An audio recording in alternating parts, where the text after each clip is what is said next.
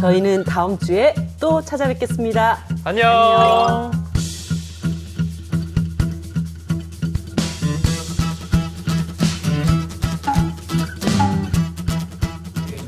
다음 주 주제입니다. 네. 보시고 네. 어떻게 확인하면 돼요? 짠! 대한독립 만세. 최후의 1인까지, 최후의 일가까지. 뭐게, 뭐겠죠? 뭘까요?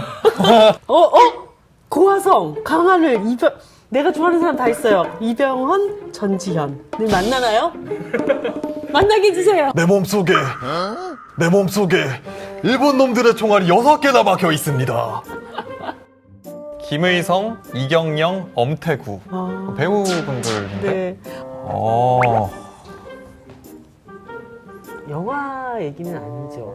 그렇게 뻔한 거는 아니었을 것 같아. 당황하시는 것 같은데? 아, 이 엄태구 배우분께서는 안 좋은 일본인 역할을 많이 하시거든요. 김일성, 이경영 배우도 생각해보면 악역을 많이 맡으시는 분들인 것 같은데. 두 번째 힌트입니다. 네. 인사동? 5길 5길 29. 네. 와, 이렇게 뭔가 미션을 주고 떠나는 거 되게 긴장된다. 아무튼 꼭 만나게 해주세요. 제발, 제발.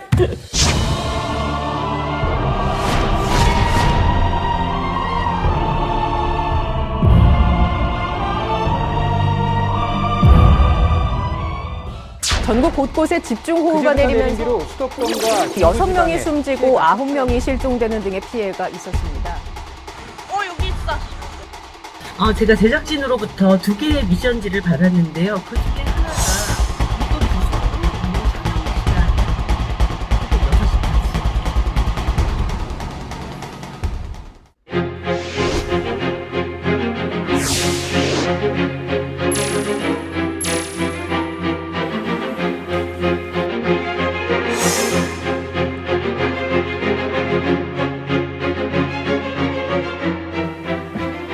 안녕하세요. 선생님 오셨어요? 네, 비 많이 오죠? 네, 원래 저희가 제작진하고 만나기로 한 장소는 여기가 아니잖아요. 네, 원래 미션지에는 네. 서울 인사동에 있는 태화빌딩이었죠. 미션지에 나와 있는 주소가요. 그곳은 1919년에 민족대표 33인이 독립선언서를 발표했던 태화관이 있었던 고급 요리집이었죠. 우리 진현 씨는 혹시 태화관에 대해서 더 공부한 거 있으세요? 네, 제가 공부한 바로는 이 태화관이 친일파 이완용의 별장으로서 또 많은 친일파들이 이용했던 요정 같은 곳이라고 하더라고요. 아이러니네요. 그곳에서 독립선언서가 발표됐다는 거. 맞습니다.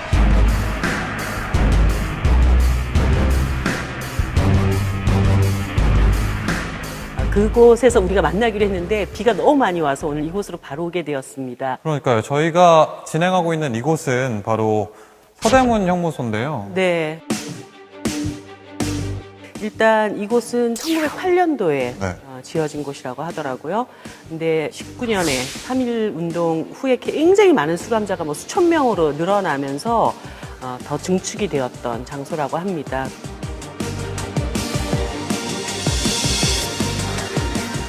사실 이 서대문 형무소는 독립운동가들의 흔적이 남아있는 곳이긴 하지만 또 친일파들의 흔적도 곳곳에 묻어있는 곳이라고 하더라고요. 네, 오늘 이 서대문 형무소의 역사적인 의미를 우리가 잘 살펴보기 위해서 선생님들을 선생님을, 모셨죠? 모셨습니다. 자, 나와주시죠. 나와주세요. 네. 안녕하세요. 이제 보세요. 네, 안녕하세요.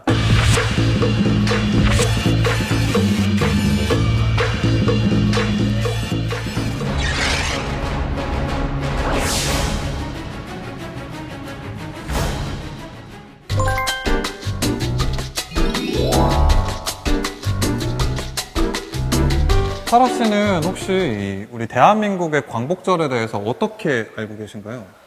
솔직히 말하면 들어본 적이 있는데 그거 광복절이 8월 15일인 사실 빼고는 아는 것이 너무 부족하다고 생각합니다. 광복절이 8월 15일이라는 걸 안다는 건 엄청난 겁니다. 그래요? 시작이 반이니까요. 그렇죠. 감사합니다. 선생님, 저희가 지금 오프닝을 진행하고 있는 이 공간은 서대문 형무소에서 어떤 공간이었나요? 강당 같은 느낌이 좀 들기도 네. 하는데. 네, 감옥이라고 하는 것은 기본적으로 사람을 가두는 곳이기도 하지만 들어오고 난 다음과 나간 다음에 사람을 바꿔야 되겠죠. 아, 예. 일종의 교화. 그렇습니다. 네. 그런 독립정신과 숭고한 민족정신을 없애기 위한 요즘 말하면 세뇌 네. 공간이기 때문에 이런 큰 강당들이 또 필요했던 것이죠. 자, 우리 두 선생님들과 함께 서대문 형무소의 곳곳을 한번 공부하러 네. 가보겠습니다. 네, 오늘 또 굉장히 갈 곳이 많다고 들었거든요. 네. 아주 발에 땀나게 한번 이동해 보시죠. 머리 조심하시고. 네.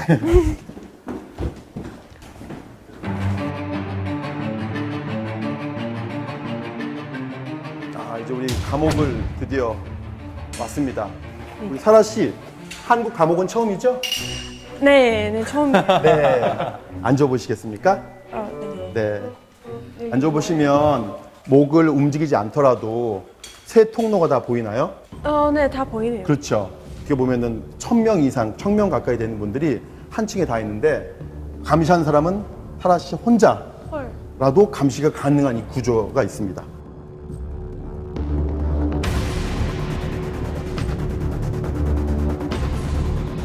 우리나라에 이제 서대문 형무소와 같은 형무소들이 굉장히 많이 있었다고 들었는데, 그럼 이 구조의 구조물들이 다 형무소마다 이렇게 있었나요? 비슷하게 지어져 있는 거의 거지. 똑같다고 보시면 됩니다. 그 당시에 저희가 이제 대한민국이 일본에 의해서 강제 병합되는 것을 경술국치라고 하는데 네. 경술국치 1년 전이 기후년이 되거든요. 기후년. 대한제국과 일본이 각서를 씁니다. 각서. 네. 어떤 약속이냐? 그전에는 우리 조선, 대한제국 사람들이 감옥문에 열쇠가 있었지만 이제 감옥문의 열쇠를 일본에게 준다라고 하는 각서가 바로 기후 각서거든요. 그 일본인들이 누굴 가뒀겠습니까? 바로 그게 독립운동가들. 의병들을 네. 가뒀던 것이죠.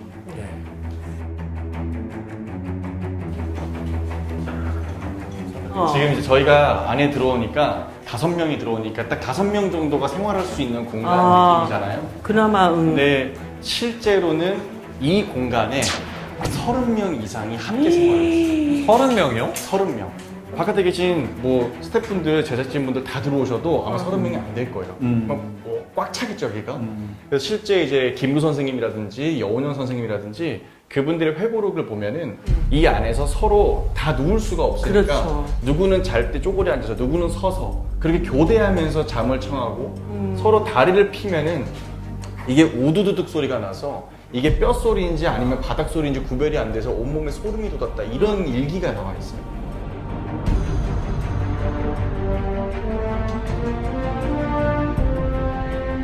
그것을 이제 교대잠이라고 하죠. 교대 해가면서 잠을 잤다. 그래서 여기 좀 얼굴 뒤밀고 여기든 또 얼굴 이렇게 좁혀지고 그다음에 좁혀서 그다음에 나머지는 서서 있는 거죠. 시간이 되면 또 이제 교대에서 일어나고 서 있고. 잠자는 시간마저도 편안하게 두지 않겠다.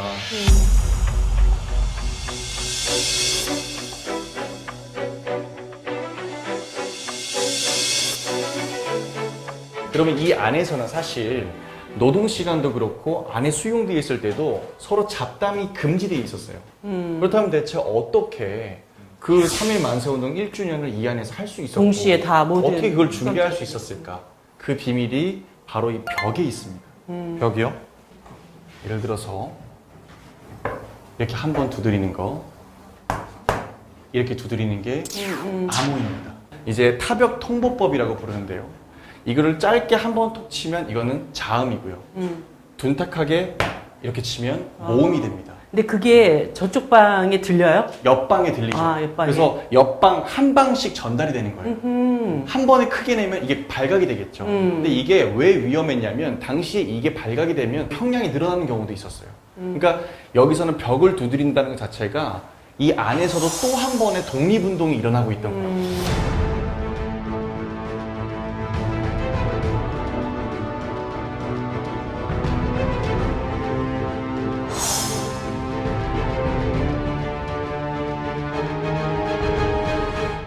그러면 실제로 저희가 네. 타벽 통보법을 네. 이용해서 네. 의사소통이 되는지 한번 옆방으로 가서 확인을 해보시죠. 아, 이걸.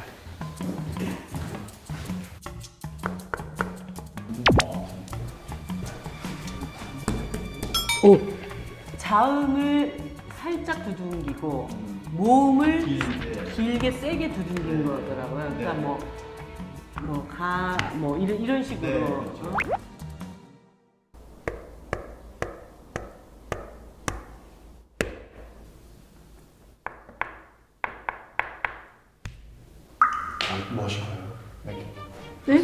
하지? 저 아무것도 안 쳤어요. 저 아니에요. 미안해요. 이거 잘못했나요? 생각이야.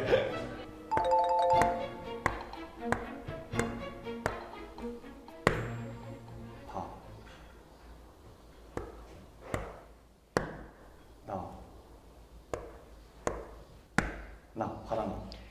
바나나라고 했어요. 바나나. 맞췄나요? 바나나.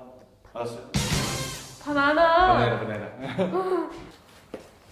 소통이 진짜 되긴 되네요. 네. 그래서 어쨌건 타벽 통보법도 일화가 있는데요. 김정년이라는 수감자께서 안창호 선생에게 타벽을 하다가 발각이 된 겁니다. 네. 그럼 어떻게 되겠습니까? 독방을 가거나 아니면 고문실로 가서 고초를 당해야 되는데 기질을 발휘하셔가지고 김정년 선생님이 방 안에 있던 똥통 있죠.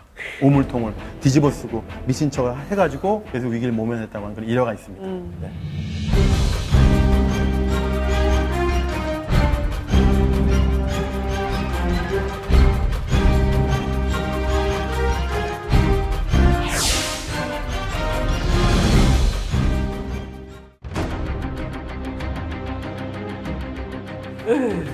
지하로 이제 끌려가면 죽었구나 하고 끌려가는 거죠.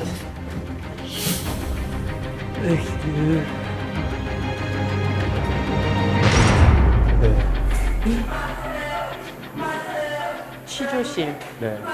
이 비명 소리가 밖에서 들리거든요.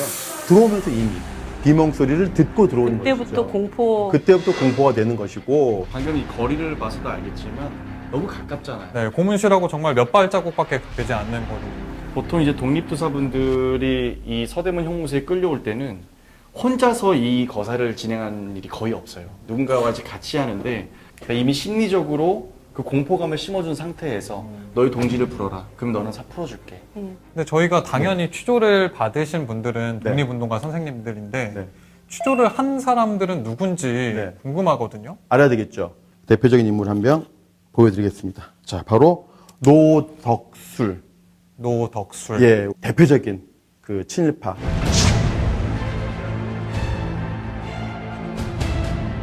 경찰 중에 가장 좋은 자리는 고등경찰이거든요. 고등경찰이 한 역할은 단락 하나입니다. 조선인 독립군들을 잡아냈는데 수단과 방법을 가리지 않는다. 노덕술의 경우에는 그 유명한 의열단의 김원봉을 고문했던 것으로 유명하고 조선인에게 가하는 고문의 70%를 개발. 노덕술이 발명했다, 개발했다 말할 정도니까 그 악랄함을 알 수 있겠고, 근데 이 고문이라고 하는 게 목적이 독립운동가를 죽이는 게 목적이 절대 아닙니다. 고문의 목적은 정보를 캐내는 거거든요. 그러면 어떻게 정보를 캐내느냐? 인간의 양심을 제로로 만드는 것이 고문의 목적이에요. 아, 내가 정보를 주면 나의 동료가 잡히겠구나. 그런 양심을 없애는 거예요. 서서히. 그래서 인간에게 마지막 남아있는 욕망, 살고 싶다고 하는 동물적인 욕망 하나만 남겨놓고 고문을 하는 거죠.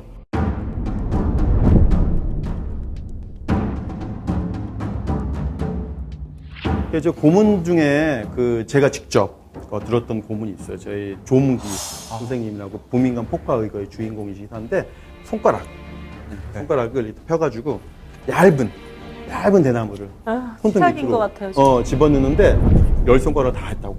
10손가락. 그러니까 손이 가시 오그라드네. 같은 게 하나가 잘못 싹 박혀도 진짜 엄청 아프잖아요. 근데 엄청 그거를 신경 그냥 생 손톱을 다 찔러 넣었다는 게 말이 되냐고요. 그다음에 이광호 선생님의 경우에 하팔락이 직접 자신 동료의 혈관에서 피를 뽑아가지고 피를 뽑아서 얼굴에 뿌렸다고 하는 그런 증언을 이광호 선생님께서 돌아가기 전에 하셨고, 정말 하팔락은 같은 부산에 살았거든요. 얼마든지 가서 사죄할 수 있는 그런 기회가 있었지만 끝끝내 사과를 받지 못하고 돌아가셨죠. 근데 여기서 이제 고문당했던 분들 중에 그 유명한 또 독립운동가가 있거든요. 바로 도산 안창호 선생이라고 할 수 있는데요. 아주 그 유명한 사진이지 네, 않습니까? 저희가 교과서에서 예, 교과서라든지 네. 도산 안창호를 검색하면 항상 나오는 그 정말 신사의 모습인데 이곳에 수감이 되는데 그 당시에 수감될 때는 자 이런 모습인데요. 들어오실 때 방금 전 사진하고는 전혀 네. 다른 사람이라고 생각이 수감될 때 너무나 초췌한 모습이죠. 그때는 예비 심사 제도, 예심 제도가 있어가지고 예심이 말이 예심이지 그냥 고문 받는 거예요. 이미 그때부터 이미 고문 후에 이미 고문 받는 모습이기 때문에 그래서 우리 유관순 열사라든지 수많은 독립운동가 수영 사진을 보면 얼굴이 부어 있어요. 네. 예, 일단 맞은 거죠. 조사라고 하는 예비 심사라고 하는 명목하에 고문을 당하고 난 다음에 기본적으로 재판에 넘겨지고 그다음 이 모습은 거의 마지막에 마지막에 모습이 정말 그 몇 년 사이에 이렇게 사람이 변해져 있습니다. 진짜 몇십 년은 늙어버린 네. 상태가 됐네요.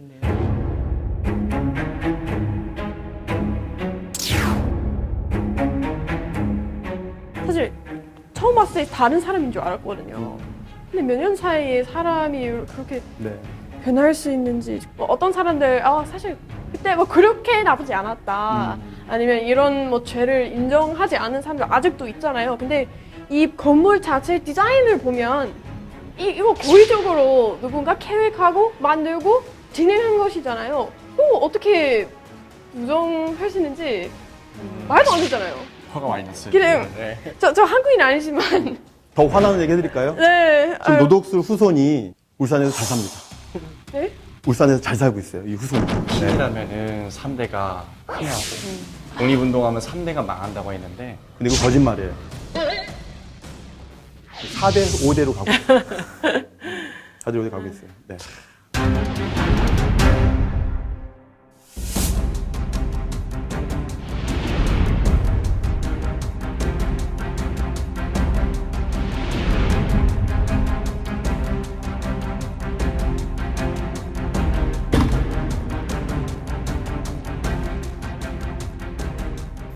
또 이런 상자가 이 상자가 보시면은 주변에 다 이게 뾰족한 게 있잖아요. 네. 이 안에 사람을 한 명에서 2명을 집어넣어요. 2명? 그러면 그 안에서 움직이면 찔리잖아요. 그 상태에서 하루 이틀 그 안에 계속 가둬두고 사람을 넣어놓고 그 위에 발을 올려놓고 안에서 계속해서 야유를 하고 욕을 하고 그러니까 이런 상태에서 꼼짝달싹 못하고 꼼짝 못하는 거죠. 움직이면 피가 나는 거죠. 또 한 명도 아니고 2명 막 이렇게 들어가 2명을 넣을 있으니까. 때도 있어요, 이 안에. 그렇게 해서 그거를 또 감시하면서 앞에서 웃고 저 고문, 상자 고문이 조금 업그레이드 되는 버전이 있거든요. 네. 이거 움직입니다.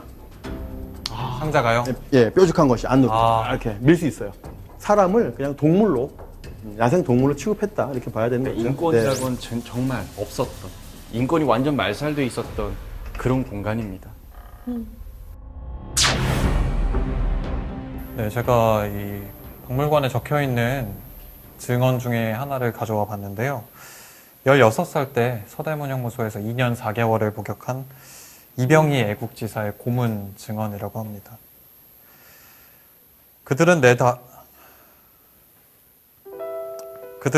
내 다리와 팔을 뒤로 묶어 공중에 매달고 손가락에 팔각 연필을 끼워 뼈가 으스러지는 고문을 가했다. 물고문, 전기고문, 그리고 성고문까지. 그들이 주는 밥은 3분의 2가 버러지였고 국에도 버러지가 둥둥 떠다녔다. 하지만 옥살이가 고생이라 하더라도 나라를 위해 목숨을 내놓았고 당연히 해야 할 일을 했다는 것만으로 보람과 긍지를 가지고 있을 뿐이다.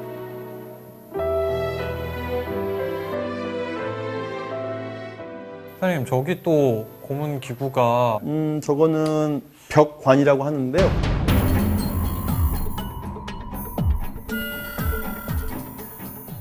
사람을 집어넣고 보통 하루나 이틀 정도 서 있게 되는데요. 구멍이 있지 않습니까? 실제는 구멍이 없는 겁니다. 아, 원래 없어요? 없는 거예요. 전혀 구멍이 없는 그냥 관입니다. 그리고 자신의 신체가 굉장히 제약되고 근데 사람이 사실 특정 자세로 1시간만 있어도 사실 몸이 굉장히 아파요. 근데 24시간 혹은 그 이상의 시간을 불편한 자세로 안에 들어간 상태에서 배변 활동까지 이 안에서 해야 되는 거예요. 몇 시간이 몇 아니라 시간이 아니라 하루 이상. 그래서 하루 정도 있다가 문을 열어주면 혼자 걸어 나오지 못합니다. 그냥 쓰러지고 말죠. 나와서도 고통일 것 같아요. 이미 다리가 마비돼서 네. 예, 문을 열어줘도 자기 발로 걸어 나올 수가 없고 기어다니기. 그렇게 되는 상황인 거죠. 예. 어머, 웬일이야. 예, 이렇게 됐어. 위에가 넓고 밑에가 좁은. 그러니까 발은 먹고. 다리를 못 움직이게. 발을 발을 움직일 못 수가 없는 거죠. 예. 다 그래요, 다? 얼굴 안 나오는데? 제가 들어가면 문을 잠그겠습니다. 와, 아, 왜 나오세요? 그게 아니라 바로 나오세요. 허리가 딱 접히네. 네, 제대로 펴지를 못해요. 허리가 접혀. 잠깐만, 조심하세요. 참고로 유관순 열사 키가 160 후반이었어요. 그 당시 굉장히 키가 컸던 거죠. 제 아나운서님도 지금 예. 아니 우선 목이 꺾여 있네. 네. 굽어버리잖아요. 그 상태로 24시간 있으면 어떻게 될 것 같으세요? 근데 바깥에 불빛도 안 보이고. 미쳐버렸을 것 같아요. 이거는 진짜 아닌 것 같아.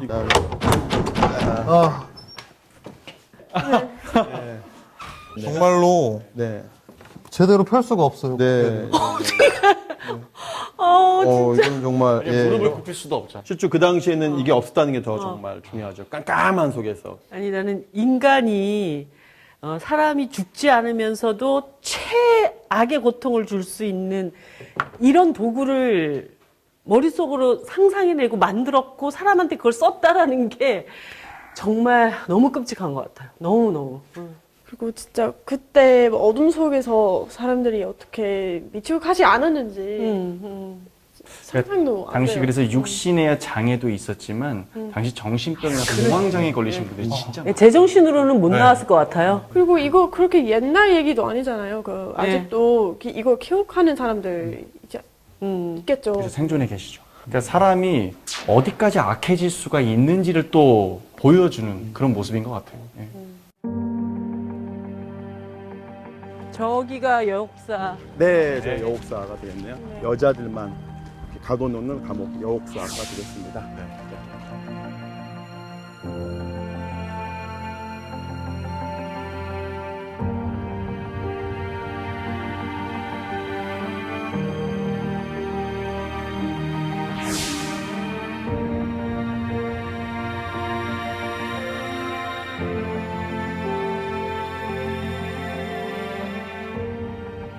다섯 명 들어오는데 꽉 차네요.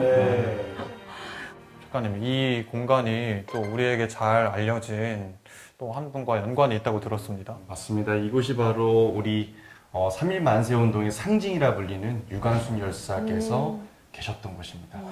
이 옥사 안에는 유관순 열사뿐만 아니라 8분의 동지분들이 같이 있었는데 사실 그분들 한 분 한 분이 다들 유관순 열사 못지않은 정말 위대한 분들이세요.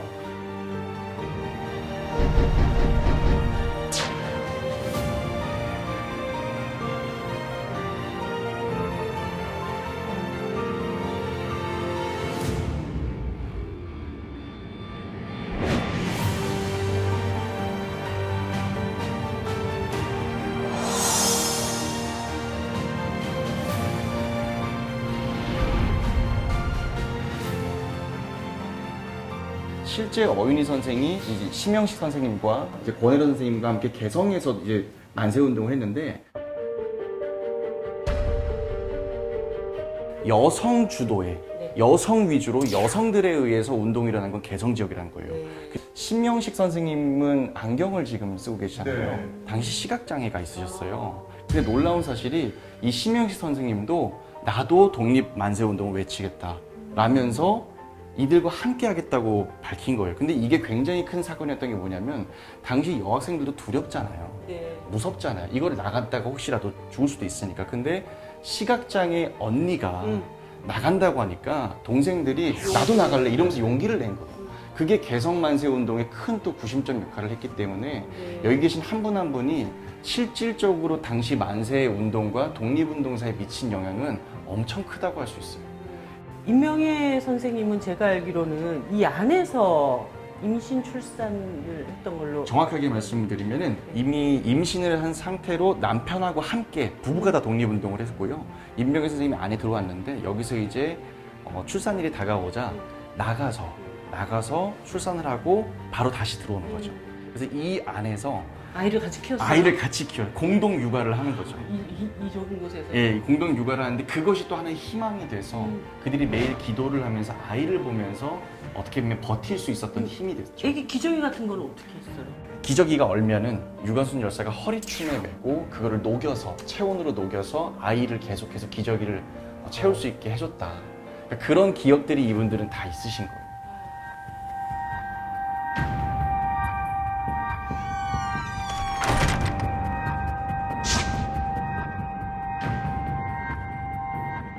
전국에서 만세를 주동했던 여성 리더들이 바로 이 8호 옥사에 다 같이 계셨던 거고, 그렇기 때문에 이분들이 이 안에서도 독립 의지가 꺾이지 않아서 1년 뒤였던 1920년 3월 1일에 이 옥중에서도 또다시 만세운동을 기획하고 이분들이 시작을 해요.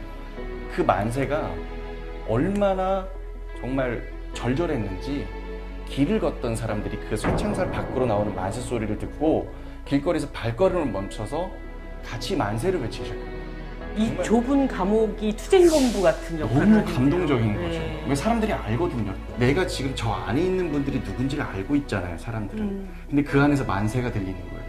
이거는 누구나 가다가 길을 가다가 발을 멈출 수밖에 없는 거죠. 모두가 뛰쳐와서 같이 만세를 외치는 거예요.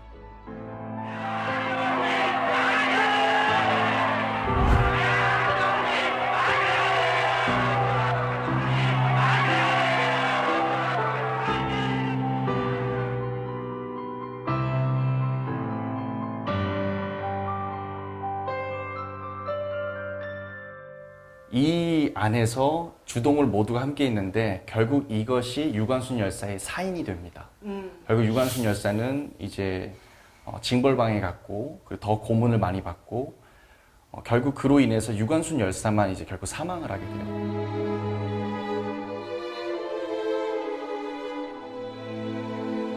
당시에 이제 유관순 열사의 어떤 그 병보석으로 풀려난다고 먼저 전달을 했었기 때문에 이 이화학당 출신과 이제 천안에 있던 그 마을 사람들이 이제 유관순 열사를 이제 나오는 걸 기다리고 있었어요. 원래 바깥에서. 근데 나오는 게 수레에 끌려서 나오는 시신이 나온 거죠. 그래서 그 자리에서 모두가 통곡을 하고 울다가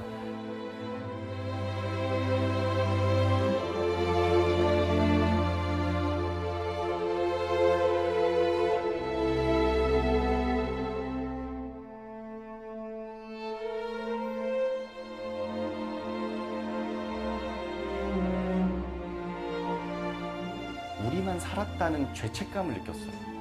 같이 운동을 했는데 가장 어린 관순이가 죽었고 우리는 살아남았다는 그 미안함에 나와서도 평생을 독립운동과 민족운동에 전념을 하게 된 거예요.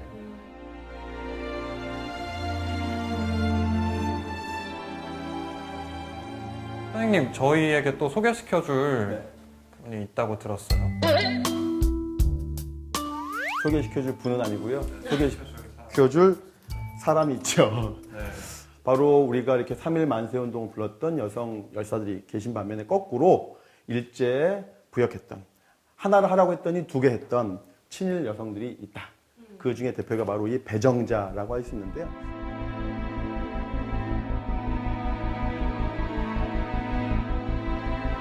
자신의 존재감을 알리기 위해서 시키지 않는 일들을 계속 하게 되는데, 그 중에서 가장 중요한 것 중에 하나가 요즘에 말하면 일본군 성노예라고 하는 네. 위안부 이런 것들을 하지 않습니까? 그런 것들을 자처해서 조선의 또는 일본의 여성들을 데리고 그 위안부 정신대 이런 것들도 활동했던 그런 조선의 여성들을 팔아먹은 거네요. 그렇죠. 그쵸. 예. 그들을 물색해서 네. 차장에서 끌고 가는 역할을 했던 사람. 네. 네. 네. 최악이죠. 정말. 이 당시 이제 친일을 시작했던 배정자 17살 때 사진이고, 우리 유관순 열사 당시에 15살 때 사진입니다. 같은 또래의 여성이지만 완전히 극단적으로 다른 길을 걸었던 두 사람의 얼굴을 오늘 이곳에서 함께 볼 수 있었습니다. 한 시대의 다른 삶이 되겠네요. 네. 네.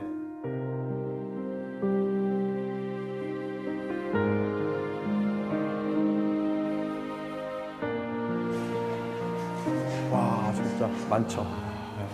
이게 수영 기록표들이 모여있는 네. 방이네요. 이곳은 이제 수영 기록표가 모여 있는 장소인데 여기에는 그분들의 나이, 직업, 본적 그리고 이분들의 지문 번호부터 해서 다양한 정보가 다 있습니다. 그러니까 여기에 일단 기록이 되면은 나중에 잡혔을 때 이 사람이 어디에 있었던 사람인지 다 확인이 가능한 게 다 적혀 있다고 보시면 돼요. 1989년 광복 44년 이후에 발견이 됐습니다. 경찰청 치안본부에서 발견이 돼서 그때 국사편찬위원회로 모두 이제 이관이 됐고요. 그 중에서 약 5천여 장이 여기에 전시되어 있습니다. 그러니까 수감되시는 분들을 다 기록해 놓은 카드들이에요. 예. 저희가 한 번쯤 들어봤던 모든 독립운동가분들 여기 다 계실 거예요.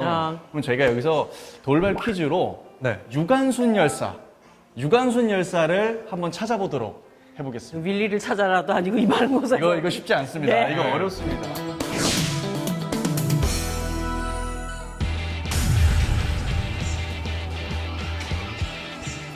찾았어요. 찾았어요. 나 이렇게 금방 찾지? 저기 있는 거 저기. 어디요? 저기. 어디? 아, 저기 엄청 어. 위에 있네. 저기 위에서 네 번째. 아, 맞습니다. 아. 나도 어떻게 이렇게- 와, 그냥 내 마음속에 유관순밖에 없나 봐. 금방 눈에 번쩍 아니, 뜨네. 이게 쉬운 게 아닌데 네. 어떻게 바로 이렇게 찾으시죠? 왜냐면 키가 크시잖아요. 정말 금방 찾았어요. 아니, 그런데 이분들은 그나마 여기에 수감되면서 사진 찍고 내가 어떤 사람이었다라는 기록이 남겨져 있으니까 독립투사로서 인정을 받으실 있고, 수 네. 있었잖아요. 근거가 될 수 있을 예, 텐데. 근데 이런 정말 아이러니하게도 여기에 수감되지 못하고 그냥 학살 당하셨거나 이런 분들은 아예 뭐 그런 근거를 찾아볼 수가 없으니까. 맞습니다. 사실 그 부분 때문에 이 하나하나가 국가 문화재입니다. 문화재로 전부 다 등록이 돼서 정말요? 지금 우리 국가가 꼭 보유하고 기록하고 잘 관리해야 되는 그런 문화재로 지금 다 등재가 됐습니다.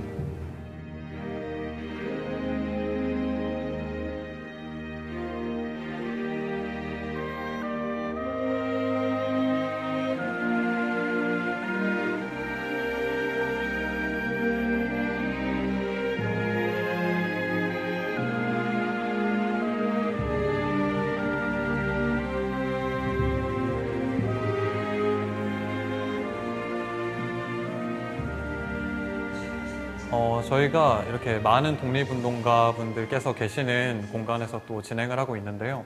또 많은 분들이 계시지만 각자의 마음속에 담긴 인상 깊은 독립운동가 분들이 한 분씩 계실 거라고 생각을 해요. 그래서 이정미 진행자는 어떤 분이 좀 기억에 남으시는지. 이분을 소개를 드리고 싶습니다. 여기에 지붕 위에 앉아 여성 한 분이 보이실 텐데요. 네. 1930년대 당시에 조선인 노동자들은 일본 노동자들의 절반밖에 안 되는 임금을 받았고 굉장히 열악한 환경에서 일을 했어요. 근데 이 강주룡이라고 하는 여성 노동자분이 이 평양에 있는 고무공장을 다녔습니다. 근데 우리 회사의 임금이 삭감되면 평양 고무공장에서 일하는 2,300명의 모든 노동자들의 임금이 다 삭감될 수밖에 없다. 조선 노동자들은 이러다 다 굶어 죽는다. 그래서 이제 투쟁을 하게 된 거예요. 그래서 최근에 여러분들 고공농성이라고 많이 들어보셨을 텐데 그야말로 조선 최초의 고공농성을 한 겁니다. 시초네요. 네. 정말 지붕 위에 올라가 이 계시고. 을밀대 위 높이가 12m가 됐다고 해요. 그러니까 그 꼭대기 지붕에 하얀 치마 저고리 입고 이렇게 8시간을 앉아서 농성을 한 거예요. 거의 여성 노동계의 데모라고 할 수 있는 정말 노동자들의 시초. 삶의 네네. 권리를 지키려고 했고 또 일제로부터 빼앗긴 우리 일터를 찾기 위한 그런 싸움의 주인공. 그래서 제가 진짜 되게 좋아하는 예. 저 같은 경우에는 조금 유명하신 분인데요. 이 일제 만행을 네덜란드 헤이그에 알리기 위해서 고종의 칙서를 받고 가셨던 헤이그 특사 중에 한 분인 이상설 선생님입니다.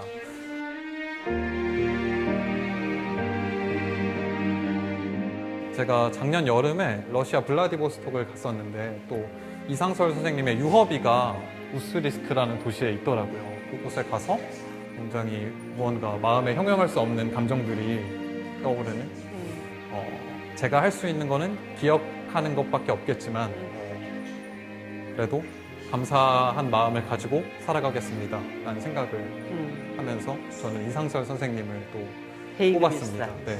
이상서 선생님에 대해서 조금만 더 첨언을 하자면은 나라를 잃었으니 황제의 자격이 없다라고 목숨을 걸고 상소를 올렸던 사람이에요. 그리고 이제 블라디보스토크를 갔을 때도 이분이 거기서 만났던 동지들이 안중근, 최재형 이런 분들이고 실제 안중근 이사가 자기 인생에서 가장 존경하는 인물이 이상서 선생님이라고 말을 했습니다. 사라 씨는 그럼 어떤 분을 모셔왔을지가 굉장히 궁금하거든요. 짜자잔. 소개를 좀 부탁드려도 될까요? 궁금합니다. 네, 그 외국인이시다. 피츠부르크인데요. 그때 그 난징 학살도 네. 받고 그래서 전 세계에 있는 다른 선교사들에게 그 일본이 어떤 짓을 하고 난행을. 있었는지 알려들었고, 그리고 이분이 그 김구를 그 집에서 30일 동안 숨겼다고 보호해 주셨구나. 봤어요. 예. 그래서 김구 선생님의 생명의 은인 그렇죠. 같은 분이네요. 예. 실제 백범일제 이 내용이 다 나옵니다. 예. 그래서 그때의 그 은혜를 잊지 않고 후손들이 기억해 주길 바라면서 일기처럼 그 일지에 다 기록을 하셨어요.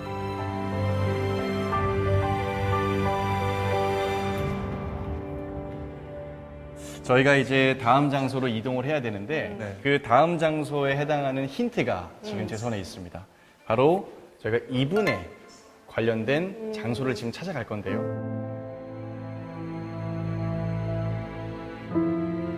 거의 뭐 처음 보는 정말로 알아보기가 어렵습니다. 사실 이분을 아는 분은 저는 정말로 지금까지 살면서 한 번도 본 적이 없습니다. 그래서 저희가 이분에 대해서 이제 만나러 갈 건데 정말 깜짝 놀라시게. 깜짝 놀라시게. 예, 네. 정말 깜짝 놀라게 될 겁니다. 가면 만나뵐 수 있나요? 만나뵐 수 있습니다. 그러면 작가님을 따라서 저희는 또 이동해 보겠습니다. 저만 믿고 따라오시면 됩니다. 알겠습니다. 한번 가보시죠. 네. 네.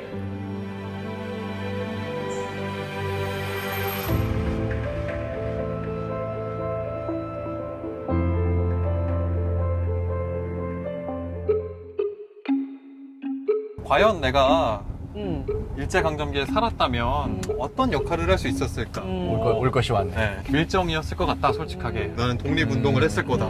저는 상해 임시정부의 내각의 여성 뭐 장관 이런 걸 하다가 일본군을 피해서 도망가서 사란의 집에 숨는 그런 사람이 되지 않았을까? 8호실에 또 아니에요. 8호실에 가고 싶지 않아요. 하루씩 갔다가 나와서 배정자가 되는 이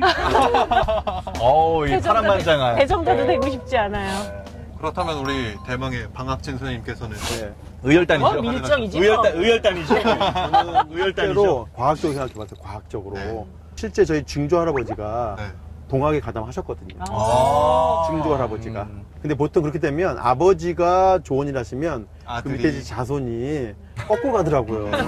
아버지처럼 살지 않겠다. 그래서 장터에서 소를 팔고 있지 않았을까. 소장 장터에서 소를 팔고 있다가 저를 숨겨주셨을 거예요. 셔서 그 돈으로 군자금을 내다가 근데 잡혀가지고 서대명무소에 가서 고문당해서 다시 변절해서 밀정으로 가는. 아니 근데 이게 정말 재밌는 게 뭐냐면요. 사실 처음부터 독립운동을 하려고 독립운동가 했던 그게 아니에요. 처음에는 막연하게 독립운동가를 내가 어떻게 함께 도와 이러지만 밥 한 번 먹여주는 거, 한 번 잠을 재워주는 거, 이것도 사실 걸리면 목숨을 잃을 수 있거든요. 그런 작은 것들이 모이다 보니까 어느 순간 그래서 자연스럽게 독립투사로 변해가는. 우리 집에 갑자기 숨겨달라고 왔어. 그러면은 숨겨줄 수 있겠어요, 사라 씨? 뭐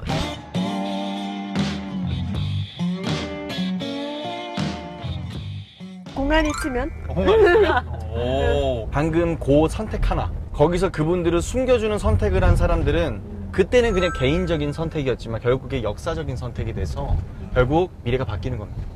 그때 선택에 대해서 친일파들이 해방 이후에 변명을 해요. 자신의 선택을 정당화하려고 장택상이라고 하는 수도경찰청장, 요즘으로 말하면 서울경찰청 청장 정도 되는 사람이 일제경찰의 경력을 뭐라고 얘기하냐면 자랑스럽게 경찰은 기술직이니까 괜찮다. 무슨 말도 안 되는 소리지. 말도 안 되는 소리죠. 그러니까 경찰은 기술직이기 때문에 시킨 대로 했을 뿐이다. 그래서 일제 때는 조선 총독부가 시켰던 일들을 했던 것이고 해방 이후에는 대한민국 정부가 시킨 일을 하는 것이다.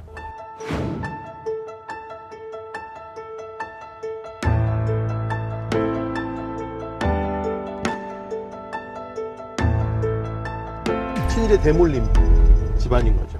우리 역사의 가장 큰 비극은 그 친일의 어떤 한 고리를 끌어내지 못한 거. 제대로 된 과거 청산이 이루어지지 못했던 게 대한민국 불행의 시작이죠. 불행의 씨앗이죠, 진짜. 시작이고.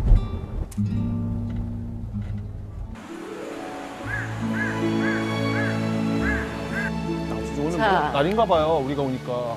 비가 멎어서 진짜 다행이에요. 아까는 폭우가 내리더니 지금은 또 이렇게. 이 모든 것이 독립선연들의 음성입니다. 네, 맞습니다. 우와 물들이네. 되게 순박하게 생기셨다. 네, 되게 순하게. 네, 도로명이 백초월길로 돼 있네요. 네. 백초월길. 그러니까 이 진관사를 거쳐간 많은 스님들이 계신데 그 입구에 도로명 주소가 한 스님의 이름으로 되어 있다는 게 네. 이게 어떤 의미일지 이 절을 상징하는 분이라는 네. 의미겠네요. 바로 이 백초월이라는 이 스님에 대해서 지금부터 이야기를 하려고 합니다. 흔히 독립운동사에서 이 불교계 독립운동을 이끌었던 분 하면 대부분 만해 한용운 선생님을 이야기를 하세요. 조금 더 나아가면 이제 백용성 스님 정도 얘기를 하는데 이 두 분이 민족 대표 33인으로 일제에 체포가 되자 그 이후 대한민국에서 불교계의 독립운동을 이끌었던 실질적인 정신적 지주. 다음 리더십. 그쵸. 그분이 바로 백초월 스님이었고 그분의 독립운동 본거지가 바로 이 장소였습니다. 아, 바로 이 진관사가 아, 그런 역사의 산 어떤 장소라고 볼 수 있습니다. 네. 이 안쪽에 들어가면 칠성각이라는 더 안쪽에 공간이 있는데 그쪽에 보수공사를 하게 됐어요. 근데 갑자기 인부분이 다가오시더니만 뭐가 나왔다고 그러면서 보여주시는 거예요. 바로 그게 이게 이 보따리였군요. 보따리였습니다. 근데 더 놀라운 거는 이 보따리가 자세히 보니까 태극기였어요. 와. 이런 이게 바로 이 그 태극기입니다. 비밀의 네. 와. 이 안에 정체였군요. 이게 쌓여져 있었다는 거 아니에요? 네. 자, 그럼- 그러면 지금부터 저희가 그 실제 이 보따리가 발견됐던 그 장소로 가보겠습니다. 네. 네.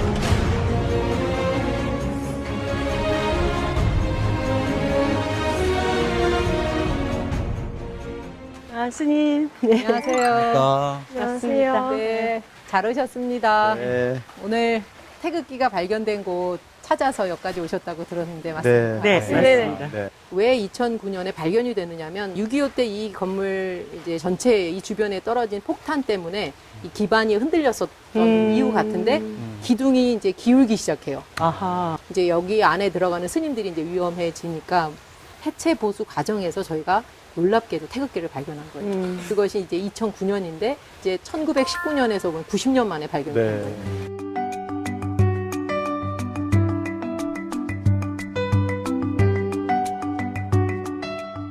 부처님을 먼저 이윤에 모셔 나오고 여기 이제 수미단 부처님이 앉아 계신 수미단까지가 다 해체가 되었을 때 다 해체된 상태에서 바로 요 밑에 부분의 벽 부분이 배가 살짝 불렀다 그래요. 네. 이상하다 그래서 그 속을 열었더니 아, 수수깡이 열기설기 그다음에 대나무가 이렇게 열기설기 되어 있는데 그 속에 한지로 쌓여 있는 어떤 보자기 같은 게 네. 딱 나온 거예요. 한지를 여니까 그 속에 태극기가 보이고 태극기 안에 그 독립운동 당시에 희생한 사료들이. 이제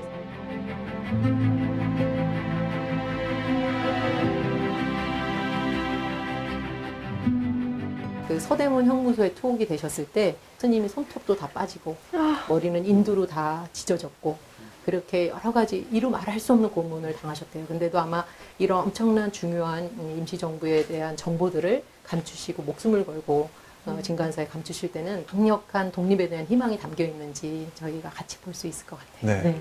그 희망과 염원이 담겨서 화마도 이겨낸 그 태극기를 저희가 보러 갑시다. 네. 보러 갑시다. 갈까요? 네, 네. 보러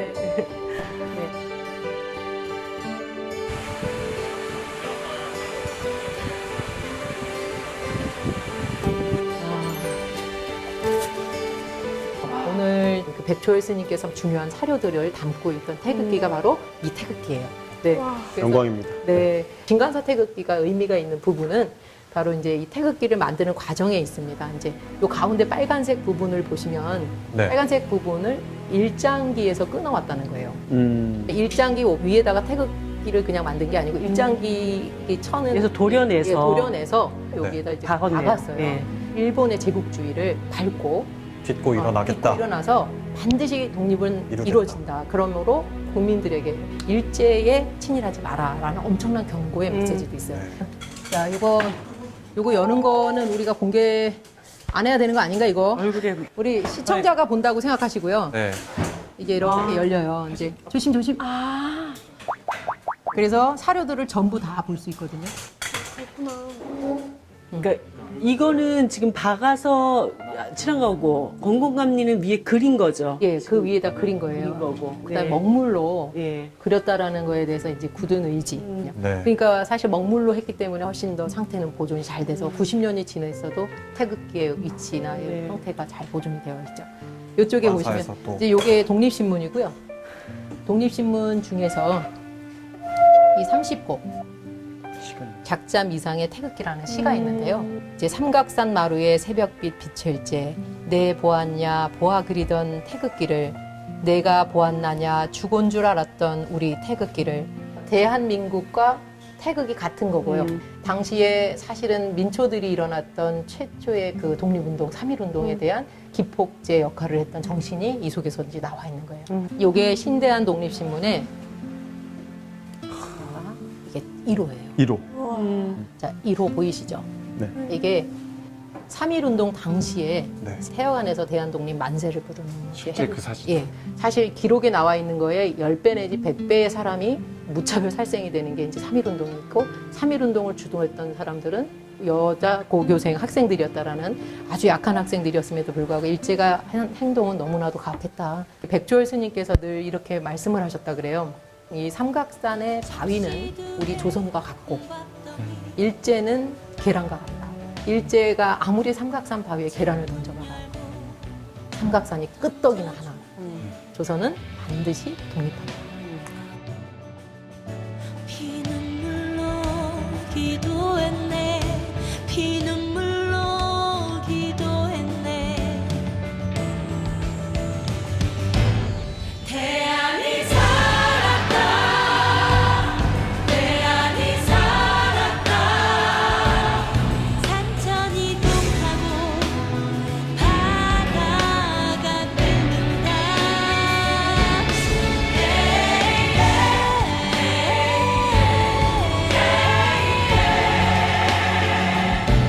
대안이 살았다 대한민국 만세! 만세!